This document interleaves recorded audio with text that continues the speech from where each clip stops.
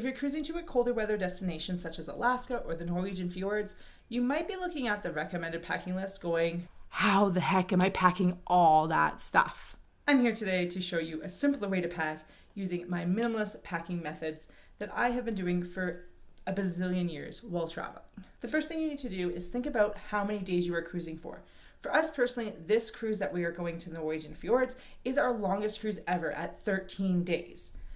Next, you have to think about how often you want to do laundry and the ways you are going to do laundry. For this cruise, we are on the Jewel of the Seas with Royal Caribbean, which means we do not have access to laundry like we do on cruise lines like Princess Cruises. There's no self-serve laundry and there's no loyalty laundry. So we are stuck with paying per piece of item or hoping for a bake sale. Haven't always seen bake sales these days, but it means paying, which we're not huge fans of paying for laundry. Anyway, so you have to decide how often you want to pay for laundry or hand wash. I usually hand wash with warmer destinations because I can often have thinner, lighter clothing that takes less time to dry, and as long as I can get it mostly dry, it dries pretty fast. With Norway though, it's thicker clothing and I know it won't dry as fast. So for our 13 nights, plus adding on our pre and post cruise hotels, we're looking at about 17 days worth of clothing that we need to bring. The most I want to wash is once, which means if I take that 17 days and cut it in half, I'm looking at 8.5, so roughly 8 to 9 outfits that I would need to be able to bring. I prefer not to have to hand wash or send out for laundry socks and underwear because they're light and thin and I can easily just pack them. So that's my plan for that, is to bring 17 different socks and undies. So let's take a look at what I'm bringing. I'm splurging on myself this vacation and I bought 15 brand new pairs of undies and 20 brand new pairs of socks. I'm not bringing all of these. I will only bring 17 pairs, but I bought brand new ones. When we travel, we always split up our luggage, so that way we at least have one outfit in each other's luggage, plus one outfit in my carry-on. That means if there's any accidents during the plane ride, I have a child. We have a separate set of clothing. And then also, by having it in each other's luggage, if one of our luggage is lost, we still have that outfit as well, which would give us the outfit that we're wearing, plus the outfit in the carry-on, plus the outfit in the other person's luggage. For me personally, even when I'm on the cold destination cruises, we're often inside, mostly because my daughter doesn't tolerate the cold very well. Honestly, neither do I. So I tend to just bring t-shirts. So I am packing 8 t-shirts. There will be one on me, one in my carry-on, one in my brother's luggage. So there's 3, and then 5 will be going into my suitcase. So for bottoms, even though we are going to a cold destination cruise, I am bringing some capri pants. We're going to Amsterdam, we're going to some southern Norway ports, and I know it's gonna be a bit warmer there. I know that from when we did Alaska. I regretted not bringing capris for things like when we went to Victoria, and even some of the ports like Sitka probably could use some capris. So I am bringing 3 pairs. One will go on my body as I'm traveling, and the other 2 will go into my check luggage. I prefer to have more pants this cruise than having capris.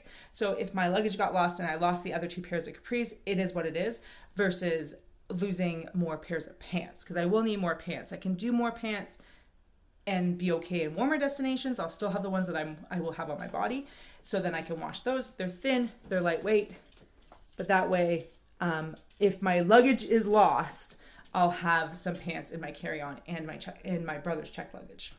So that leaves me with 5 more pairs of pants to bring. I'm gonna have these jeggings that I do not like at all for hiking in, but they're great for a sea day. They're stretchy, but they're a bit thicker, so they work well for sea days. So we don't have many sea days, but I will be bringing these ones.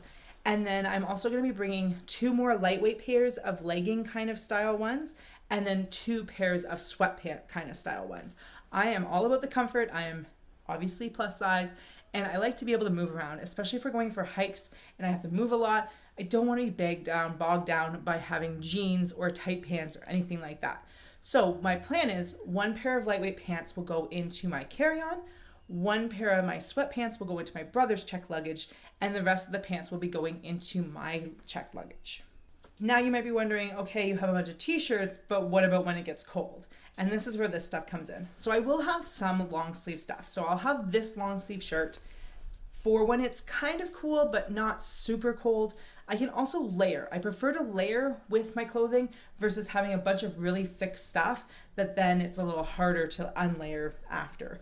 So I will have this long sleeve shirt, and then I will be bringing one hoodie, like a normal hoodie, my Traveling Beyond Boundaries hoodie, and then one zip up hoodie. I will wear the zip up hoodie during the flight. I always like a zip up hoodie for the flight. That's thin and lightweight. It's easy to wash if I need to. It's also just like comfy and squishy. It keeps me warm. I find that no matter where I travel, I am always freezing on the airplane. So that will keep me warm. Plus then I also have the hood to kind of cozy up with. Just makes it a little bit easier for me to sleep during the flight and just keep a little warmer. By having it zipped up, I can easily take it on and off as I need to. So yeah, so I'll have this long sleeve one, and then I'll have one zip up hoodie and one like fleece. It's kind of like fuzzy fleece line hoodie. And that one's perfect for things like Tromsø and Honningsvåg where it will be colder. And then I also bring a jacket. This is like a fuzzy, like fleecy kind of jacket. And it's perfect for layering because I can layer it on top of my sweater, like my hoodies and stuff, but then also for some of the more southern ports where I'm just like, okay, I need a little bit extra. I need to be able to take something on and off. I can easily wear it with a t-shirt and not have to worry about it. It also came with a waterproof jacket. I used this in Alaska and I loved it. It is so good in the rain. It's ridiculous. So it actually can attach to it, like attach to the wrists and stuff like that. But to be honest, I usually just wore this with a t-shirt if it was a little bit hotter out and I didn't really need to have it, or I wore it with a hoodie. I can attach it to the jacket part, but I don't tend to do it because I find that is a very warm jacket. So I don't usually need it when it's raining. I don't need those additional layers as much. But we also didn't have the combination of cold plus rain, which we might get in Norway. I know it does happen in Alaska, but we were pretty fortunate when we went. But yeah, so this one's really nice. I'm in Canada, so this is from Mountain Warehouse. If anyone's asking or looking to, I don't have, not sponsored or anything. I just really like the jacket.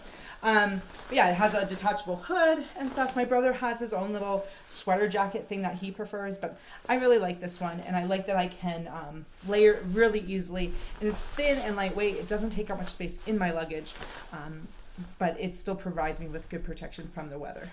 I also bring 2 pairs of pajama bottoms. I don't tend to bring pajama tops because what I do is I wear my clean clothes to bed, like my clean shirt to bed, because I shower at nighttime. So I'll wear my clean shirt to bed and then pajama bottoms because I do like the comfiness. But there are times that I've traveled with no pajama bottoms and I've just traveled with I just put on my pants as well. But I feel like I'm going to bring probably 1 or 2 pairs of pajama bottoms, but I'm not quite sure yet. We'll see. I don't have a lot of clothes in general. I tend to be more on the minimalistic side, even at home. I currently have a bucket load of t-shirts, but after our Royal Caribbean cruises, these might be going bye-bye. Anyway, so that pretty much is what I bring for my clothing. A lot of the stuff I'm going to show you now is actually on my product recommendations list. You can check out the link in the description box below or go to travelingbeyondboundaries.com and go to products. But I have an Amazon affiliate stuff if you're interested in supporting the channel that way.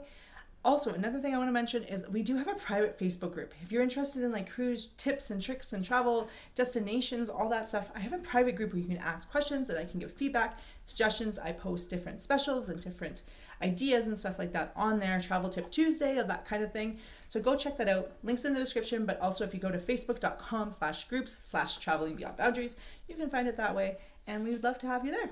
So I always travel with these like just electronic pouches, which has like for my chargers, and because we do YouTube, I have extra power banks and extra storage and stuff like that. So we do travel with one of these, but then because on the ship, the power supplies are often limited because especially when we go on our older ships, like the Jewel is a fairly old ship, the Crown was a really old ship. Those ships tend to be older and have fewer plugs and definitely don't have USB. So we have these like cruise on, they're cruise approved because you cannot travel with anything that has surge protection. They will take it from you. They are banned on cruise lines. So you must get like an actual cruise certified one. So this is the one that I like because it's just one set plug, but it has 2 USB and 3 normal American plugs. I do have a travel adapter, but I don't actually use it. Maybe we should bring it for Amsterdam. Note to self, bring it to Amsterdam. But anyway, we don't tend to need them these days as much, especially because so much stuff is USB. But thinking with Amsterdam, we probably should bring our actual, I have like a bigger hub thing. Let me go find it. It's just this thing here where you can like select, okay, you want the UK one and it spits it out. You want Australia, it'll spit out what you need. that kind of thing. So I think I'm actually going to toss it in, and it does have USB, plus it has the regular stuff. It's like a multi adapter thing. But anyway, I think I'll bring this just to be safe with having enough stuff. Oh, my head's very close. Anyway, I'm going to show you the rest of the stuff pretty quickly. I always travel with, I have a Cabin Zero purse that I really like. It's super convenient. I can store like cruise cards and stuff. Apparently stuff in here from previous cruises. I only cruise with it. I also travel with a hat that's currently on the floor. I have a collapsible water bottle for the collapsible ones because they're super easy to travel with. This one's well loved, but still doing good. I travel with all my toiletries. I'm going to do a separate video, I think, on my toiletry bag, my medical bag, and my carry-on bag. I think those I'm going to do separate videos on, just so that way you guys can get an in-depth look in those. I'm also going to do a separate video on what I'm packing for my daughter, because I know a lot of you might not care, but I know some of you will. Stuff for the plane, like eye mask and inflatable neck pillow.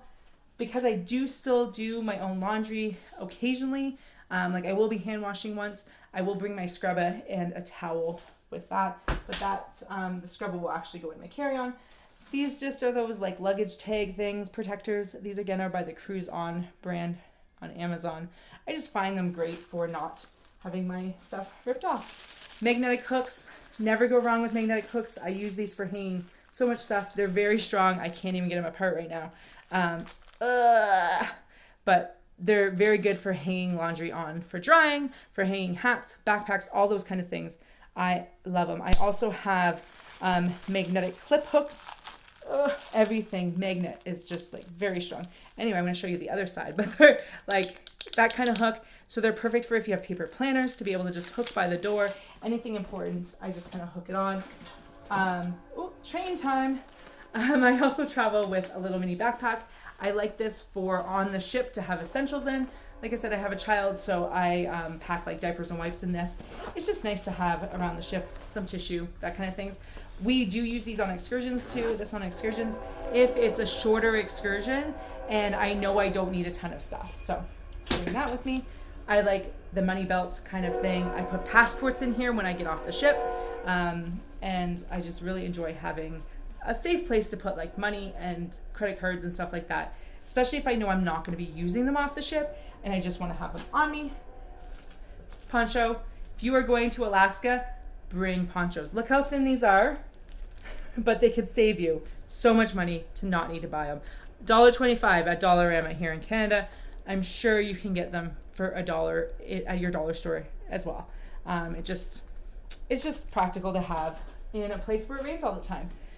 When I pack up my coats and my thick stuff, I do use compression bags, and so I have this little compression vacuum thing that I can use to suck all the air out. Super helpful. And then I think that's it. That is it. Pretty simple. Basically, figure out how long your cruise is, how often you want to wash it, especially if you do not have self-serve laundry like on Princess, if you don't have access to self-serve laundry, if you don't have access to free laundry like I do on Princess, if you have to pay your own laundry, are you willing to pay per piece? Will you be needing to wait for bag sales? I will do another video when we go to our 8-night Caribbean cruise. That is also with Royal, but I'll be packing obviously differently because it is a warm weather cruise. But anyway, thank you so much. Don't forget to subscribe. Go to the Facebook group. I'll be posting there regularly. I will have internet on our Norwegian cruise, so I'm looking forward to being able to share some photos and stuff. Norwegian, as in Norwegian fjords, not in terms of Norwegian Cruise Line. I do not sail with Norwegian. Anyway, subscribe for all our vlogs and all our info stuff that's coming up soon, and I will see you guys later. Bye, guys.